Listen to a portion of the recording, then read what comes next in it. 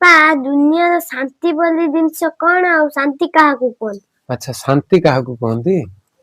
ଶାନ୍ତି ଗୋଟେ ଅପୂର୍ବ ଜିନିଷ। ଶାନ୍ତି କୁ ରଜା ଘର ଝିଅ ନୁହେଁ କି ଶାନ୍ତି କୁ ହୀରାପୁରୀ ରତ୍ନ ନୁହେଁ।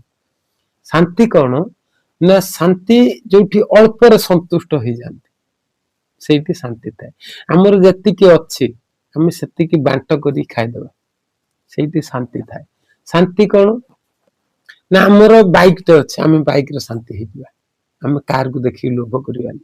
ବୁଝିଲୁ ଆମ ଘରେ 500 ଅଛି ଆମେ ସେ 500 ରେ ଆଡଜଷ୍ଟ କରିନବା ତା 10,000 କୁ ଲୋଭ କରିବାନି। ବୁଝିଲୁ ଆମେ ଆଜି ଆଣ୍ଡ୍ରଏଡ ଫୋନ ଟେ ଧରୁଛନ୍ତି ତାର ଆଇ ଫୋନ ଟେ ଆମେ ତା ଫୋନ ଟାକୁ ଦେଖିକି ଜଳିବା ସେଇଟାକୁ ଶାନ୍ତି କୁହାଯିବନି। ଶାନ୍ତି କାହାକୁ କୁହାଯାଏ ଆମର ଯେତିକି ଅଛି ସେତିକିରେ ଆମେ ଆଡଜଷ୍ଟ କରିଦବା। ସନ୍ତୁଷ୍ଟ ଅଳ୍ପରେ ଯୋଉ ଦିନ ସନ୍ତୁଷ୍ଟ ହେଇଯିବ ସେଦିନ ଶାନ୍ତି ଆପେ ଆପେ ଆସିଯିବ। ଏହାକୁ କୁହାଯାଏ ଶାନ୍ତି।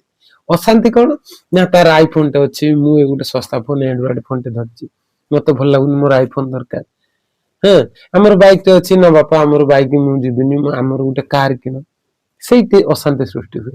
ବାପା ତାଙ୍କର 2 ମହଲା କୋଠା ଆମର କାହିଁକି ନାହିଁ। ବୁଝିଲୁ ଅନ୍ୟକୁ ଦେଖିକି ଜଳିବା ହଉଛି ଅଶାନ୍ତି। ଅନ୍ୟ ଧନ ସମ୍ପତ୍ତି କି ଲୋଭ କରିବା ବା ତାର ଅଛି ମୋର କାହିଁକି ନୁହେଁ ସେଠି ଅଶାନ୍ତି ସୃଷ୍ଟି ହୁଏ।